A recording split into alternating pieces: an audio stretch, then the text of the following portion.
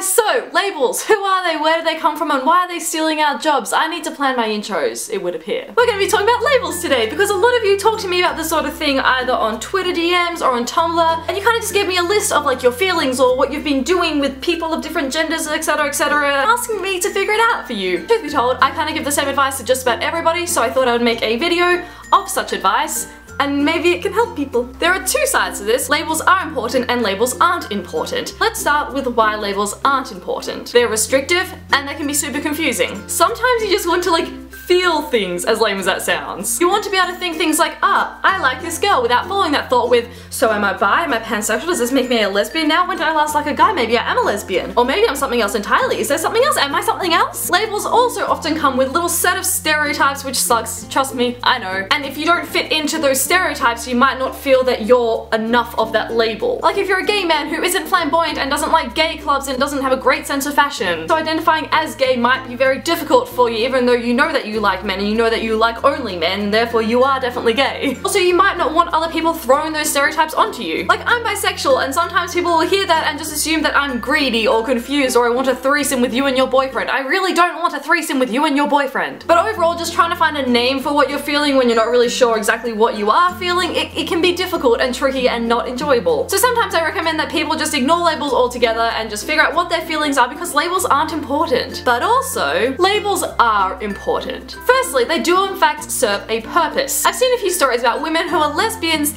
who marry men. If you're a woman who is sexually or romantically attracted to men, you're not a lesbian. You just aren't. Words do have meaning. You could have been a lesbian, by the way. Like, sexually fluid people, that's totally a thing. You could be like, yeah, I was a lesbian, then I met this baller dude and now I'm straight. Fine, totally. You can't marry a man if you are a lesbian. It just doesn't.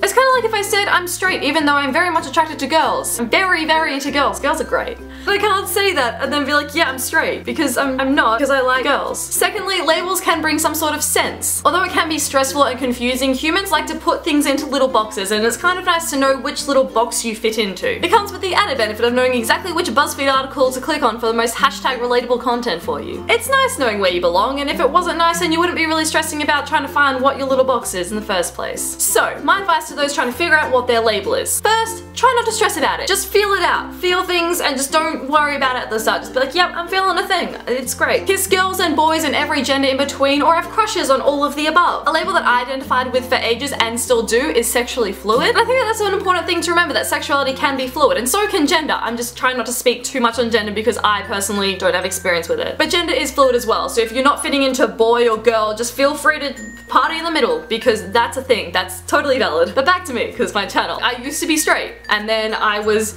confused for a while. I wasn't confused, I just didn't know I was bi. It was really stupid. I might make a video about how I came out and discovered that I was bi one day, but basically I just was straight and then I realized I wasn't anymore, and that was cool. So if you're unsure and you want to stick some sort of label on yourself so you're not just floating around in the sexuality gender sphere, feel free to just chuck fluid on there, because it's valid and it's real and you don't have to kind of sort everything out straight away. At the end of the day, just do what feels right to you, because you're the only one that matters. If this advice I'm giving you makes you feel like absolute shit, don't listen to it. Like, you do you. Like, genuinely, just do you. It's totally okay if you don't want a label at all, and it's totally okay if you do want one. Sexuality and gender can be confusing as heck, so just take your time figuring it all out. There's no rush. And truth be told, anybody who's worth your time won't give a damn about which little box you're in. Feel free to leave a comment downstairs about just things that you're feeling about this sort of thing, because I'm just one person, so obviously I cannot speak for everybody. They're just my thoughts. Okay, thank you so much for watching, and I will see you on Thursday. Bye! Mwah!